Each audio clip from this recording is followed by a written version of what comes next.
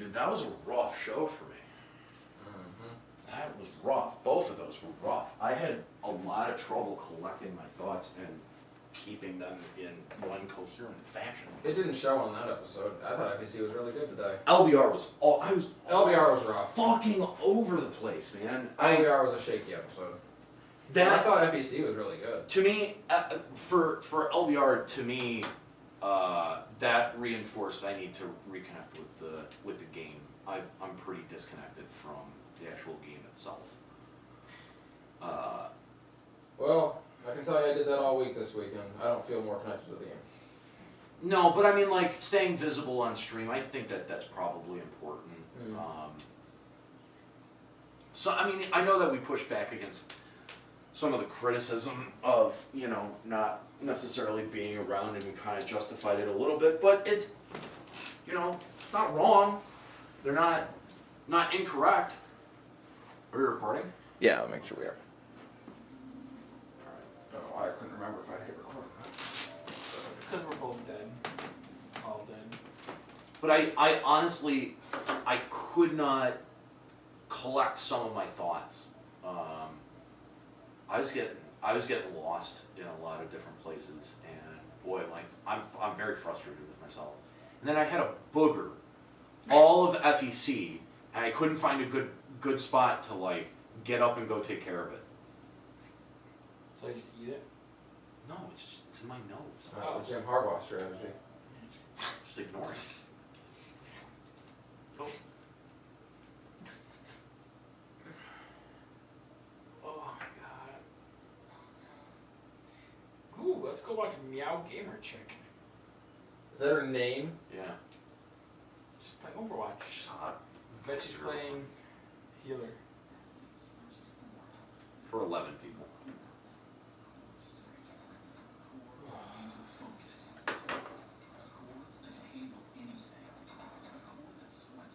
Yeah, I thought that discussion got really good on FEC. Yeah, no, that was really good.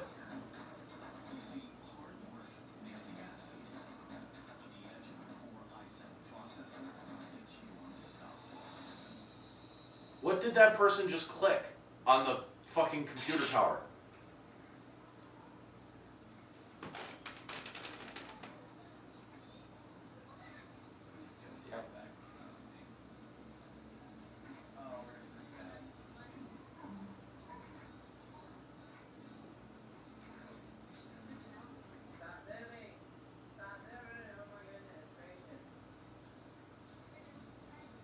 What is she playing? Overwatch. Anna. No, Jesus Christ. Asshole. She's playing Anna, which is the support sniper. I see. Yo, people like shooting, man.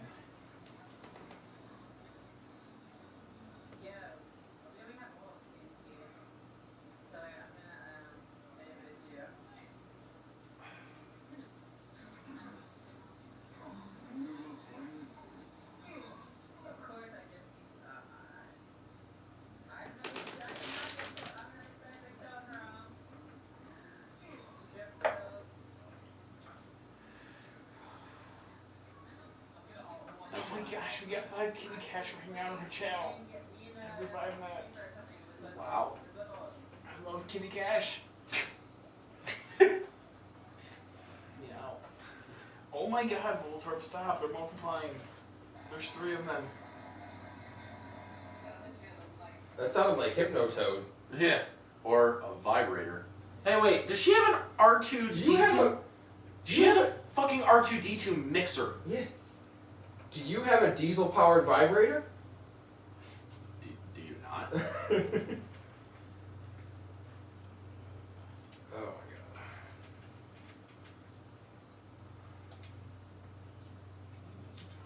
god. I wanna see if Yes, check out. if the channel that we hosted retained any of our 30 viewers. You said they had 1? Well, they had 10. Oh, 10. Yeah. That's not 10 minutes in, just turns out because there's no story at all today. So, and I think when that game comes down the line, actually, people think someone's going to be like, well, we've already played her. Guys, broadcasting in a very dark room. Well, you see, they're in the hidden level. That was me, kind of doing the access, right? So basically what we're doing He needs is... to shift his camera a little bit. That's cool. We're not doing it good. But we can always question. This is their first episode, though. Oh yeah? This is episode number 1. So, I mean, like, I'm sure there'll be 1,000,000,001 production notes. I'm just, you know, like, No, it's cool. I give them a shot. Fuck it. I mean, they kept 20 people, so it's not bad. Yeah.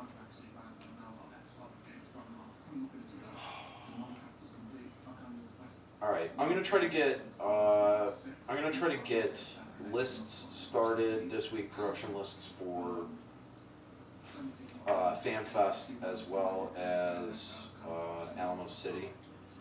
For Alamo City, basically gonna list most of the guests that we would want to talk to, and let's just figure out like 3 or 4 questions per guest. Okay.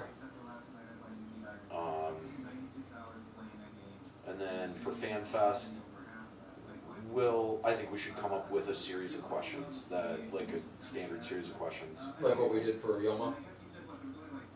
Yeah, a little bit. I mean, we had a pretty set standard series of questions that we asked for MGS5. I don't know, I think I was spitballing that. Did I have written questions? I don't remember. I don't know if you had it written, but you had a bunch of questions that you repeated. Yeah, Well, yeah, but I was spitballing that. were you Like, around when we were doing that? Yeah, he was recording recording it. Oh yeah. Yeah, so stupid. I was very, very toxically drunk that time frame. That was a sentence that made sense. Good job. He was very, very toxically drunk. Yeah. Thank you, Fritz. I agree. That is a happy cat right there. Shut up, you're dumb. Fritz or me? Both of you. All of you. So like.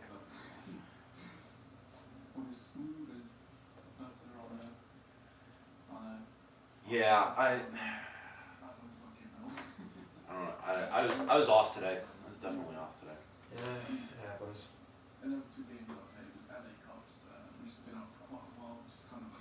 I need to come here one day and just literally, get a new drop. Oh yeah, we need a new software. Yeah. But until that happens, sort through my drops.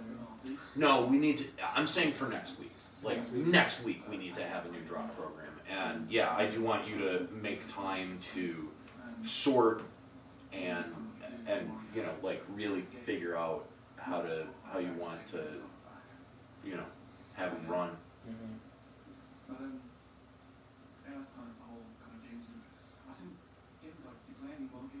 Do you want to defer to? Do you want to defer to me for finding a program, or do you want to download stuff and see what you like? We could do either. Do you know of any good softwares for it? I mean, I've looked for this kind of stuff before, and not really found a ton. yeah. I mean, there's more. There's one for Apple, weirdly enough, that I would know that is good. It seems like a really simple piece of software, but yeah, it was I think it was a cost issue, wasn't it? It was like $50 to get the I think software. we're at a point now where we could $50? justify spending some money on drops. I feel like it was $50 would have been. We'd have just done it, wouldn't we? Yeah. It was Well, because we already had software that was running it, and it seemed like the amount of drops that we had wasn't unruly. You know what Yeah, I'm I saying? think we're at the point now where we can justify spending money on a decent drop software. Yeah. I think drops have become a popular enough part of the show that the value is there. Really have. Yeah, I think the value is there to drop $50 on software. It's fine. When you get people who quote drops at you, Yeah, exactly. Yeah. you know that they're doing well. And now we've got UHF drops, which makes me so happy. New class today, huh? Yeah, they're so stupid. Stupid.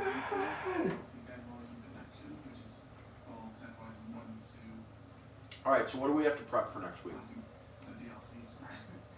Alright, so next week's is what? Legion. Legion discussion.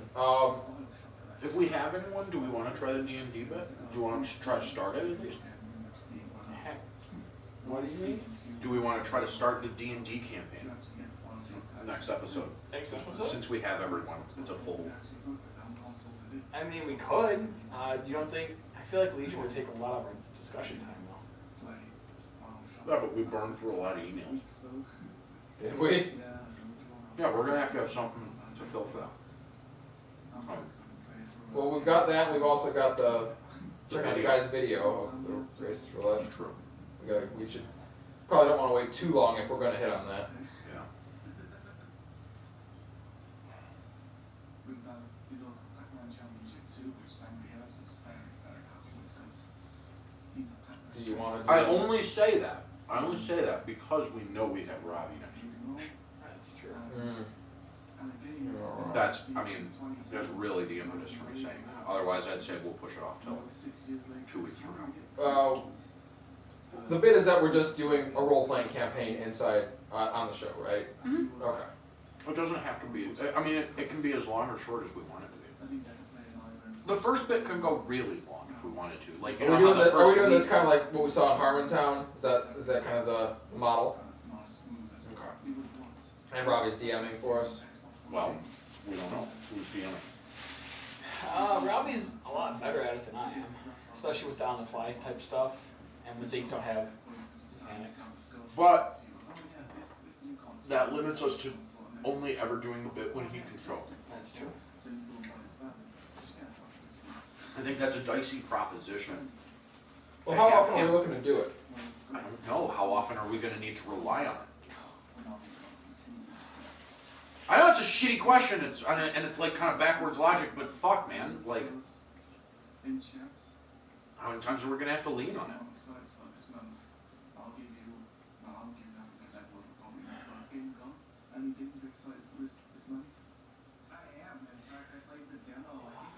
I mean, that's a question we don't really answer, I guess. I'm really looking forward to that coming out on Steam. It looks like an incredibly interesting game.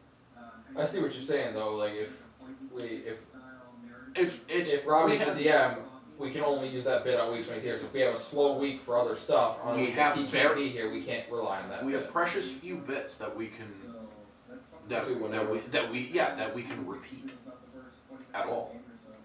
We need more of those bits. I like those bits.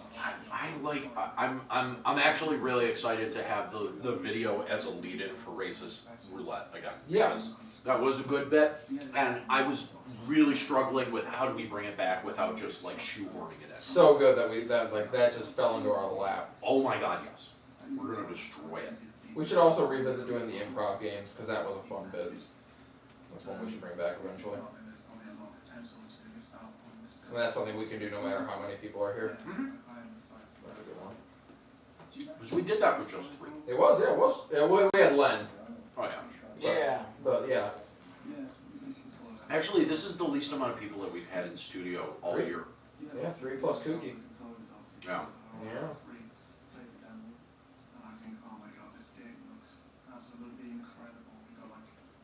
Let me just give you guys the warning. I'm going to be trashed next week when I get here because I will not have slept. I don't get home from work till about 10 in the morning that day, so it's going to be a. And next week is going to be it's the first week of October. It's going to be rough for me. Okay. Because all of my shifts at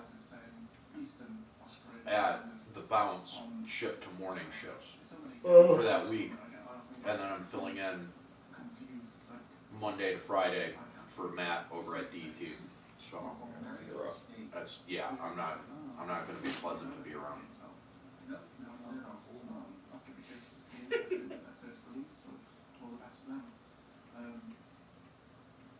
Does fucking John Oliver come back tonight? I thought he was back last week. Maybe it's this week. Definitely wasn't last week because I'm dying for Jones John looking Oliver. Dude, I wanted to bring it up when we were talking about the Netflix thing, but we kind of hit on it, the point I was going to make with it. Yeah. So yeah, like his bit on net neutrality was some of the best stuff I've ever seen on TV. Don't turn the channel! Don't turn the channel! Just straight up trying to say that. I know. Like I get it. Like even at the end when he's trying to recap the argument, he's like, "Oh my god, how is this still so boring?" And therein lies the truth. If you want to do something evil, hide it in something boring. Yeah. Oh my god, they're so good. It's such a great. That he actually got them to crash the government website for leaving feedback. Did you ever watch the movie The Big Short? Mm-hmm. It's all about the housing market crash and the guys who bet against it and made boatloads of money. Yeah. Fascinating. Oh god. Fascinating. It's got a great cast in it too. It's got like Brad Pitt. Ooh. Who's the other guy? Steve Carell. And it's Steve Carell.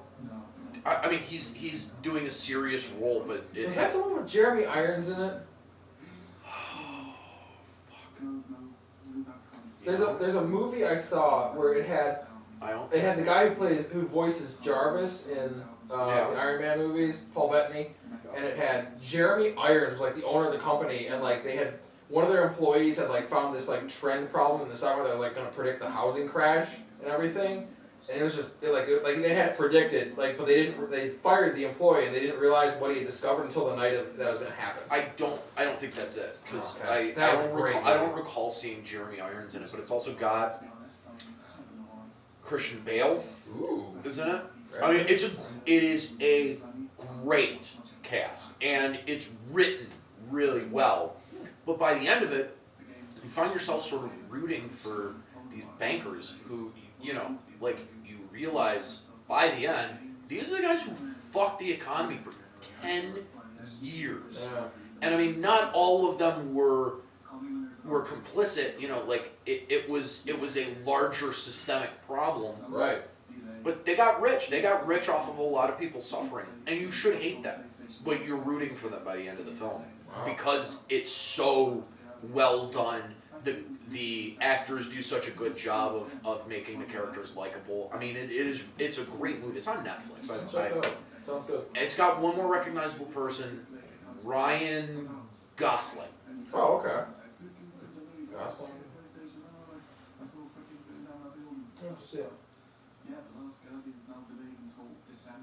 Yeah, I like that movie a lot. Steve Carell might be my favorite part of that movie. Steve Carell's good. Yeah. Because he's playing a cynic. He's playing a deep cynic that hates fucking everything and wants to call bullshit on everything. And I think that is a characterization that he doesn't do often, but he does really well. Really, really well. Because, I mean, Steve Carell is usually I see him a lot in dad roles. Yeah. But this was holy shit, when he goes dark, he's like darkly funny. It's great. I like the movie a lot. Next week's FEC, we'll do the Final Fantasy discussion on the Rolling Stone article. Man, we've talked so much FF. I haven't read this article. Does it bring a new light on something or a new take on something? No, it's less. It's more of a meditation on the overall series and the hype living up to the reality, and it sort of piggybacks on what we were talking about with can Square Enix even make a good game anymore. It's less objectively about 15 and more about the entire series as a whole. Let's try and keep the discussion in that light then, because we've talked so much 15. That's fair. Yeah. Okay. Keep in mind, you are also thinking about a segment that no one has heard. At least 20 minutes of that discussion no one has ever heard. Really? The demo? Oh, duh. Okay, yeah. We doubled that discussion up for the demo, so it feels like we did it twice. Yeah. When we've only done it once. I know, yeah. Well, I mean, we've kind of glanced off of it, but I know we had 2 weeks in a row where we talked about it with Nika, because the 1 week I left the room and then 1 week I didn't. Yeah. So I know we've talked about it, but yeah, you're right. That's true. We've talked about the demo. And a lot of that was surrounding the ancillary stuff. Yeah. The animes and the movies and stuff. Wait, have you guys seen the Pokemon Generations I've heard good short things. animes. Yeah, They my brother's posted- trying to get me to watch that. They posted 2 on YouTube. They're about 6 minutes long. They're fucking phenomenal.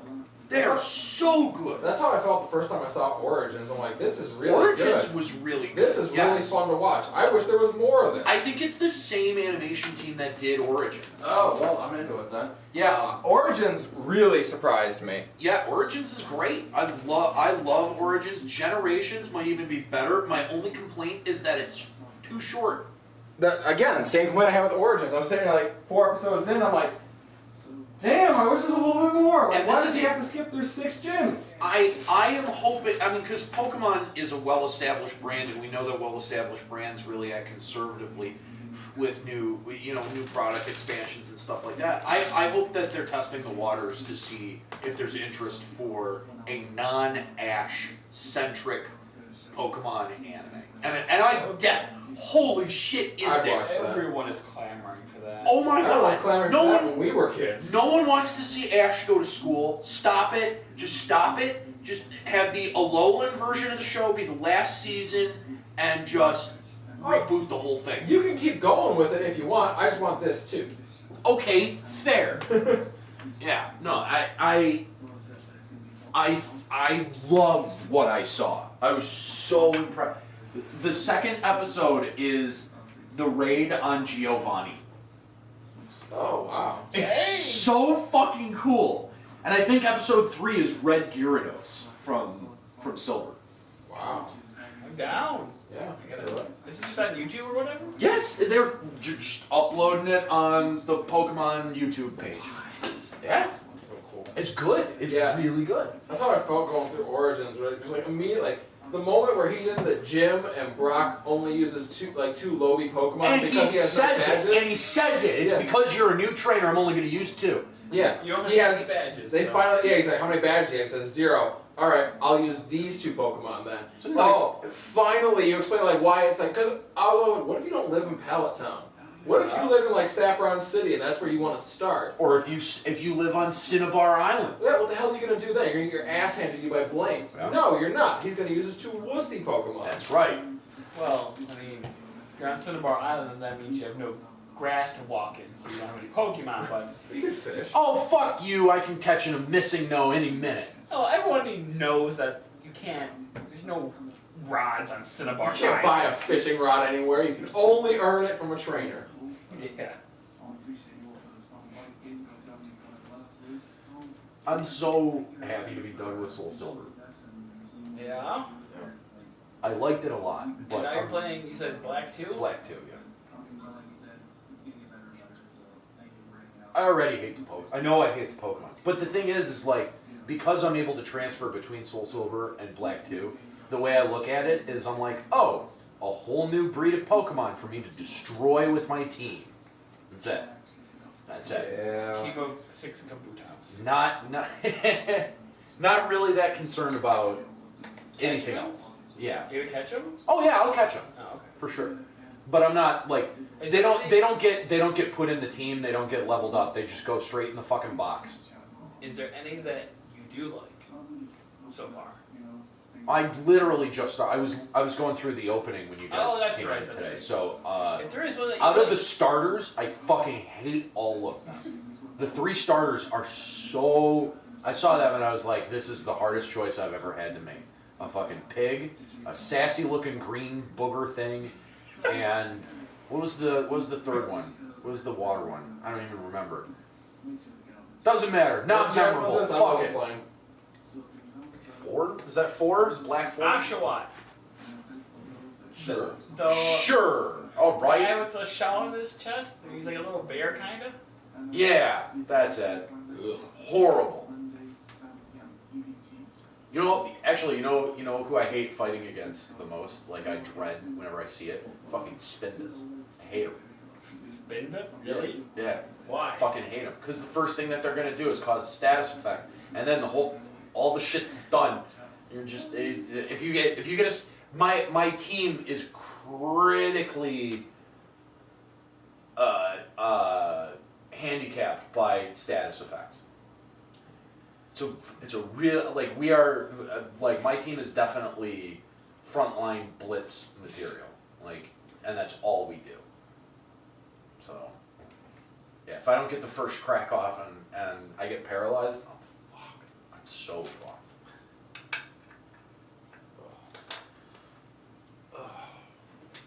Yeah, the other day I woke up, I had like this really bad migraine, and just went to sleep early. I woke up at like 2 in the morning, and I just decided to finish Bravely Second. I wasn't too far from the end, Yeah. and the end was like, wow, did they jump the shark? But like, Really? no, like I wouldn't say like, well, it was a little bit further than like Bravely Default jumped the shark at the end. Okay. Because you know how Bravely Default ends, right? Yes. Okay. They kind of revisit that theme of recognizing like they don't, instead of recognizing that there's multiple other worlds, they recognize you the player. Because basically your final fight is against an evil deity in that game, and basically your characters are all telling him that like, hey, like you make people do like evil shit, we're done with your bullshit, we're gonna kill you now. And the evil deity is like, you don't think that your deity makes you do shit? Obviously, I'm paraphrasing, but they make reference that you, the player, like they only do what they're doing because you, the player, are making them do it. That they don't have any free will either. It's weird. It wasn't bad. But it was weird. Did it extend gameplay through repetition? The way that no. Bravely Default 1 did, because that was probably the most insufferable part of it. There is one world reset, but it doesn't last very long. Like you get to the final boss and you realize that you've lost, like that you can't win. Okay. And so the game, the only way the game basically you can restart with New Game Plus at that point. And in the first, you go back and you do the first fight over again, which is an auto lose fight, but you now have your fully leveled up characters. Oh, okay. And you can. If you just do the fight like normal, he still beats you, and then the game restarts like normal, and you could play through the entire game again if you want. You have to use Bravely Second during that boss fight to get an opportunity to actually beat him. Oh, okay. It's fine though, then basically the game has restarted, but now you're in a completely new continuity where you didn't lose to the Kaiser at the beginning of the fight. And that lasts very briefly. That's not a terrible concept. It's not. I don't know, man. The only reason I say you won't like it is because of the writing. Like it's kind of the anime writing, but there's always Bravely Default, so I don't know. Maybe you would. The jump the shark moment is at the very end of the game, where after the deity kind of says like, you're just making your player suffer. I can't die and neither can you. You're just making your player suffer. And then like the fight ends and you go back to the main menu screen and it starts making you delete your save files. And you're like, what the fuck's it? Like every button you press just moves the mouse down to like delete and then moves it over to like yes, confirm. And I'm sitting there losing my mind like, why am I deleting my save files? That's some Undertale level shit, man. It is. And then at the very end, your main character makes you stop and says, no, we'll fight for you. And you go back and you do the final boss fight. Okay. So it jumps the shark, but I'm like, it's not really any worse than what Bravely Default did. It was okay. The ending was satisfying. Spoilers, by the way. Yes. Oh yeah, massive spoilers. But Tiz and Anya's finally get together. Oh great. It's Who cares? fucking gay. Go jerk each other off in a closet. Well, okay. Not really specific, but whatever. That's a weird thing to say, but sure. If Tiz and you got together, then that would make sense. But only if Final Fantasy 15 didn't have a day one patch. Right, exactly. It's a very important caveat in that whole thing. Yeah. Come on now. The back 2.0. It's the dumbest thing I think we've ever said on a Green Room video. It goes, somehow it gets warped from if it happens, I'll blow someone, to now it didn't happen and I'm forced to blow someone. Like I don't have a choice in the middle, like, son of a bitch, Square Enix, why did you do this to me? I don't know why why that's so funny, but it's really stupid. Square Enix puts out a day 2 patch that literally just says "fuck you, Aniero." How's that dick taste?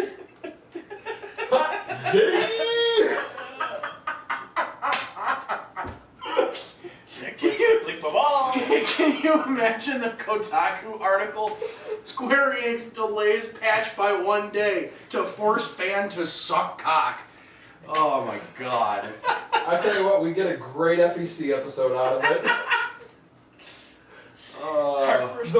The payoff part 2. The payoff part 2 is what we're titling that episode.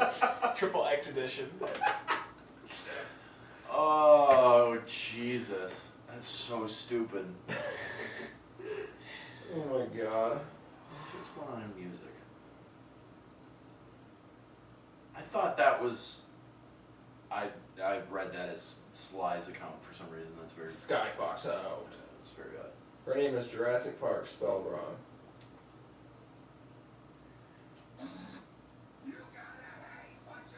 Stop yelling! God damn it! This movie looked pretty decent. I love the cast. Did I see fucking Star-Lord? Yeah. Yeah?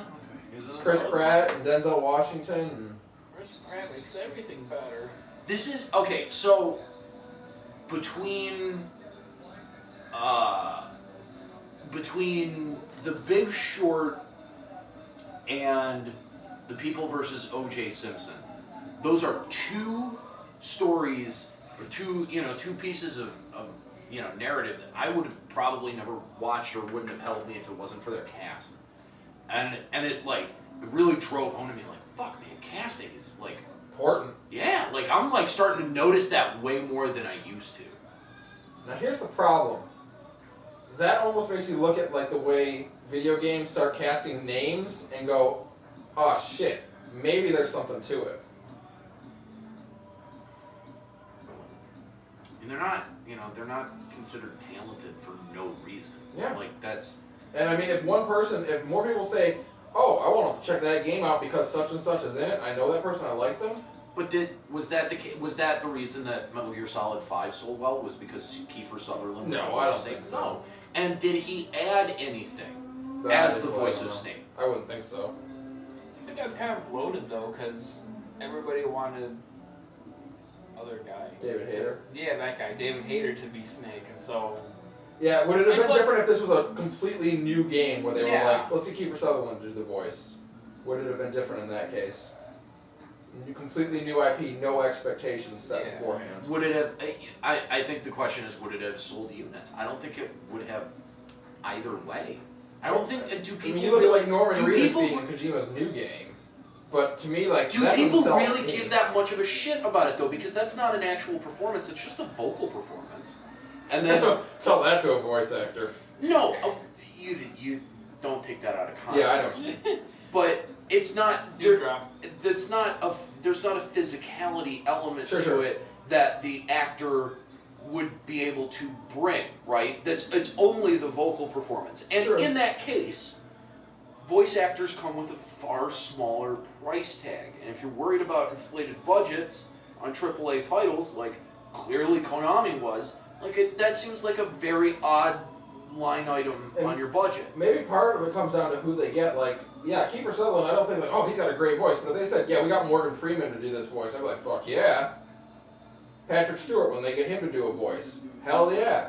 Yeah, it was kind of a big deal that he was in the first part of Oblivion. Yeah, it was. It was like, when I heard his voice, I'm like, oh shit, that's amazing. But I just He's don't... only in it for 5 minutes But because it costs an arm and a leg. But it really only added credibility to the game, though. I don't think anyone bought it because, hey, Patrick Stewart's in this. True. It doesn't change the fact that that's my least favorite of the Elder Scrolls game.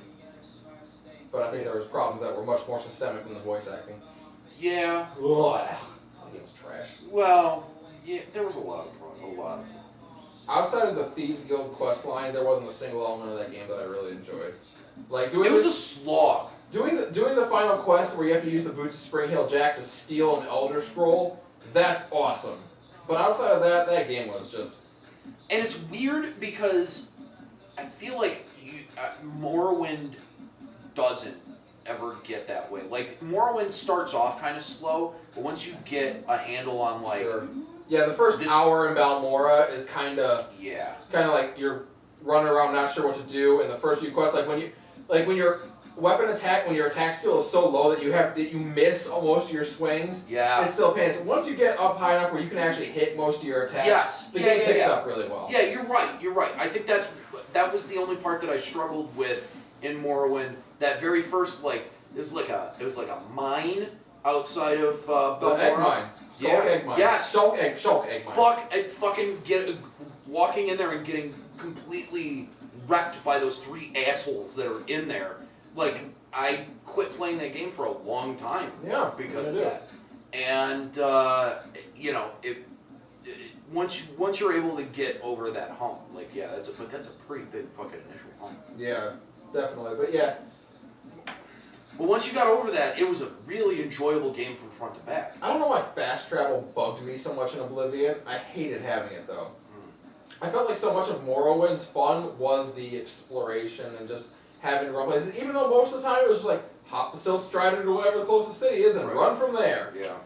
But kind of like, I don't know, the exploration, running around the field and finding a quest occasionally, or an NPC that I'm like, I don't know you. I stumbled on the Dren Plantation completely by accident the first time. And I went whoa, this place has got Daedric weaponry and a huge vault in it.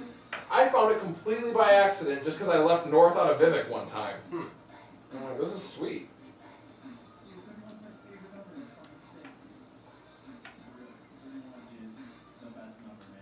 Skyrim didn't bug me quite as much, but Oblivion I just felt like a train wreck.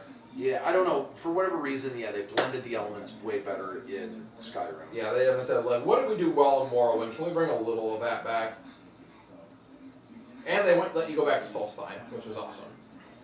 That was cool. Yeah, that was cool. Just getting to see even a little bit of Vardenfell again was nice. And that you get the Helm of Oberyn Bearclaw, and you're wondering, did you take this off my corpse? You get to go back to the city that you built. You do. You go back to you land it. You land in it. Mm-hmm. The Factor's Estate. What was that city called? Blackrock? White. I thought it was Blackrock. It's been a long time. Yeah, Ravenrock. Ravenrock. That was the name of that city. Yeah, you do. The city you built. Oh my god. Well, I guess the canon version is you built it because I think you had the option to make it fail too in the storyline. You could make it so it didn't take off. But you don't get a house if you do that. So that's right. It's bad. Right. I want my own house. Morrowind was great, man. I played the fuck out of that game. I have more, the only game I think that I have more hours invested into than Morrowind might be FF11 and 14. I played the shit out of Morrowind. Yeah, I liked Morrowind a lot. Gotta get that Corpus, man, and let yourself be sick to get your strength up through the roof. And it's weird because I feel compelled to want to finish Oblivion, but I can't. I always get. I mean, I get the idea. It's neat that you get to fight Marin's Dagon and everything.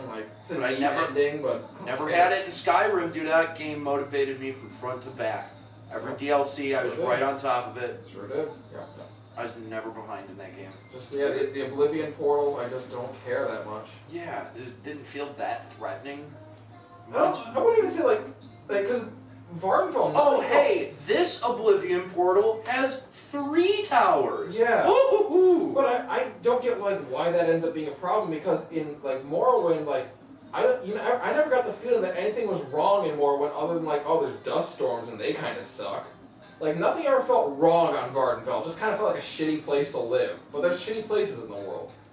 Kinda, yeah. I don't know what. You're not wrong. Yeah, what was the drive? There was no driving antagonist. You got to Dagoth when you busted his way into his place, and he was just kind of hanging out there. After kind of just figuring out the bullshit that they had propped up for decades. Right, but there was nothing really. There wasn't a big existential threat. There was nothing quintessentially was wrong with Vardenfell when you got there. Right. You're just I'm here. Your religion's dumb. Kinda, yeah. Yeah. You're not even being fucked with initially. No, literally. They let you off the boat and you're like, I'm here. I see you were born under a certain sign. Cool. That's great. Yeah, like, I don't, like, there isn't a big driving force that says, like, you need to save the world. Mm-hmm. No, I think this place would probably keep functioning alright if I didn't. But I will. I mean, I am Lord Nerevar Reborn. It's good to know.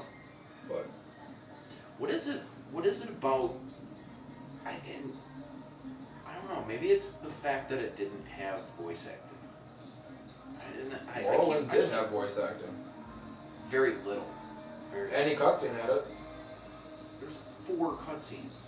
And anytime you talk to somebody, they had, well, No. no, they didn't. They had stuff they would say to you, but they didn't voice act what they, because like whenever you walked up to someone, they would say something. There was a mod for Morrowind that added some key voice acting to really important parts, but there's only two or 3 cinematics in the whole thing. Yeah, I'm confusing it because everyone did say stuff to you. They just Yeah, as you approach, like, hello, Outlander. you and moi. Yeah. And then there's the guy at the beginning of the game who says like, he talks to you throughout the tutorial when you're making your character. That's it, though. That's it. You're right. That's it. There's not. And then there's when you start proving that you are Nerevar Reborn. The Asura, the lady, she talks to you. She talks to you. But that's it. That's really it. You're right. Yeah. There wasn't a ton of it. Yeah, you're right. And they added a lot more in with But what is when it? you talk to Almalexia, they added a lot more in with that DLC, I think. Is it something about having to present a specific narrative and having that narrative all go in one direction? Is that something about like the voice acting? Because you're limited in voice acting by how much space is available on the disc to include voiceover lines for, and how much you want to pay for voice actors to cut lines over and over again, right? Like those are kind of your 2 limiting factors. So I feel like there were way more nuanced stories that were told when you didn't have the option to also voice act as well. Voice acting can, I think, in a way, sort of takes a dynamic element out of there. Yeah. Because you have to plan more than just writing out and you can't text. You can't have a cinematic without voice acting. It feels like you. And that takes your possibilities and limits them. Right. Down. Like you think keeps about paring them down. FF7, 8, 9. Yeah. Anytime they had a cinematic, it was an action sequence. They would never show just like you interacting with another character because you can't just have text bubbles pop up over that. It would look completely out of place. Right. So I guess that's why it's harder to go back to a game nowadays that doesn't have voice acting because so much of it is cinematic driven. It's harder to have no voice acting with it. Like you say, like Morrowind only had 4 cinematics, and they all had voice acting. Right. Yeah. Everything else, when there was no voice acting, was just you reading text in a menu. Right. Yeah. Exactly. But I mean, you look at a game. You look at a game like Pokemon and how many variables exist in there. You know, think about the rarity of a fucking Feebas, right? In Silver or Soul Silver. And that rarity carries on throughout the entire, like, it's pretty fucking amazing that a franchise like Pokemon would hold to, like, no, this shit is rare, and we're making it rare on purpose and hard to get on purpose, and you gotta jump through hoops, you gotta play, you gotta, meet these requirements to be able to fucking find it. But so many other types of games just get more ubiquitous with the fucking power-ups that they throw out, and they just, it serves to just keep enhancing the player over and over and over again to the point where it all becomes meaningless. Where you get a little bit of that in Pokemon, but I mean, like, there's just something about older games and the variability that you're able to have both with text and sprites that you're just not, I don't think that you're able to present with a cinematic, because a cinematic, much like a movie or a TV show, it has a beginning, middle, and an end. And I think the other thing about it serves one linear narrative purpose. Well, the other thing about having voice acting is it eliminates our ability to put our voice over it. Because at the end of the day, a video game like that, it makes you want to be the main character. You want to be the hero of the story. And when you hear the voice of the character and it's not yours, you know, I'm just playing as someone else. But when you look at someone like Squall or Zidane, you just read their voice, you're reading it in your voice, in your head, and it's you. Maybe that's why we've only got so many character archetypes that we're presented with in games. Like, your protagonists, like a Nathan Drake. Like, he's pretty interchangeable with a lot of other video game protagonists that are out there. But they have to fit a mold in much the same way that a leading man has to fit a mold. Because instead of projecting your own identity onto a poorly defined sprite, you now have to look for qualities that represent the everyman in a character that's as diverse and fleshed out as any movie character. You're right. And I think that there's something that you lose with that. Like, there's something intrinsic about the gaming experience that, I don't know. Well, even like as far back as like Halo, where you had the Master Chief, there was something to be gained from him being in the armor all the time and not knowing what he looked like. True. It could have been you inside that suit. Yeah. You always had that capability of putting yourself in the scenario. Whereas I look at... An important lesson that they learned from Metroid, I think. Once they took the helmet off. The minute you took the helmet off, now, suddenly I want to see Samus in a bikini. Yeah. I mean, that ended up being one of the great reveals of all time, but... True. I mean, that's a subversion of the expectations. So. Yeah. But, yeah, you're right. You lose the ability to be Samus. Right.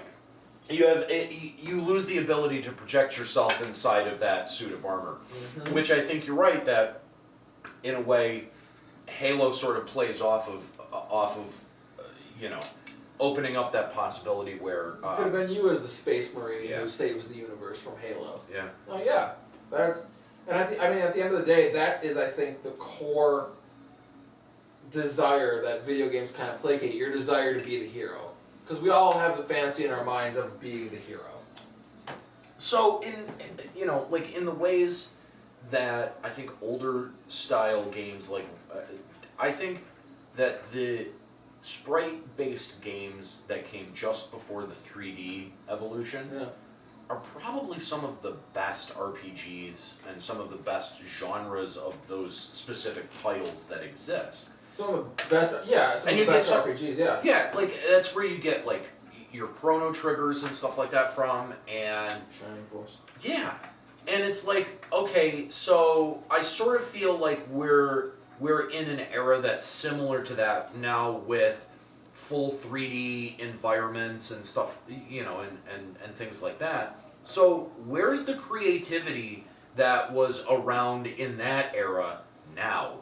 Is it only relegated to indie devs? Because that would be sad if it was. What might be interesting is when the day comes that, if VR takes off, where you can put on the headset and be the main character of the RPG.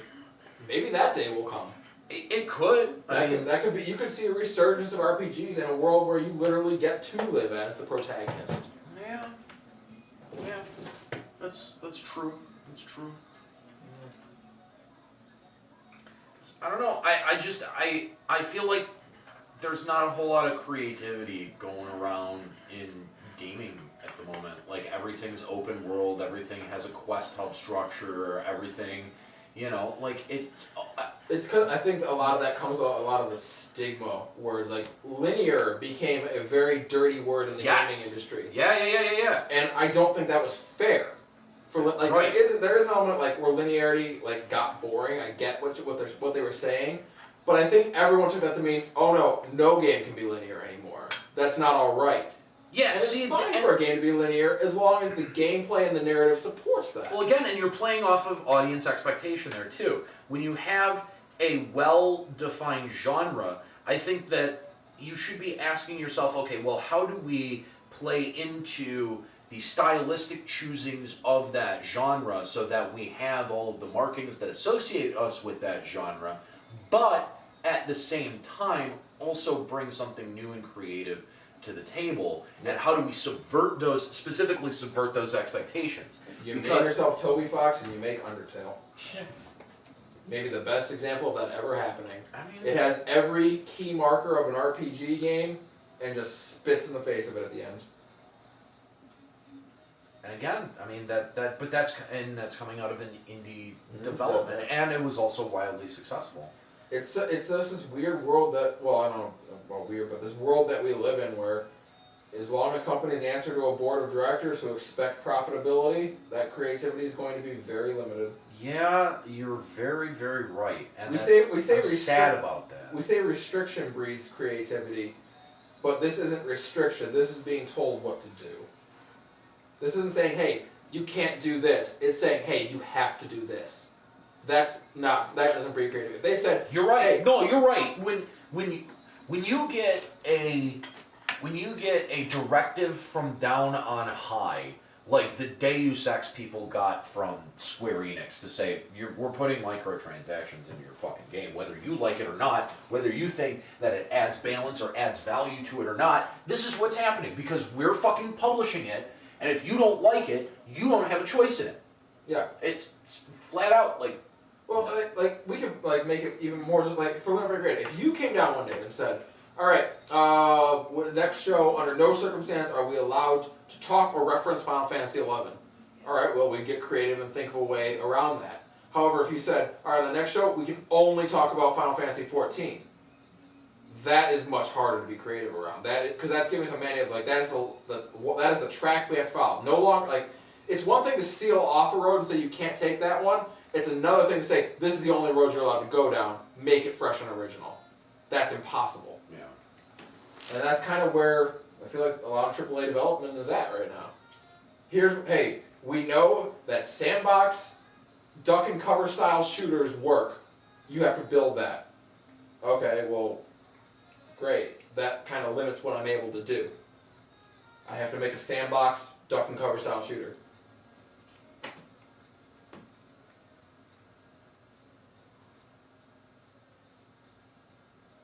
I don't know, what about you, Chris?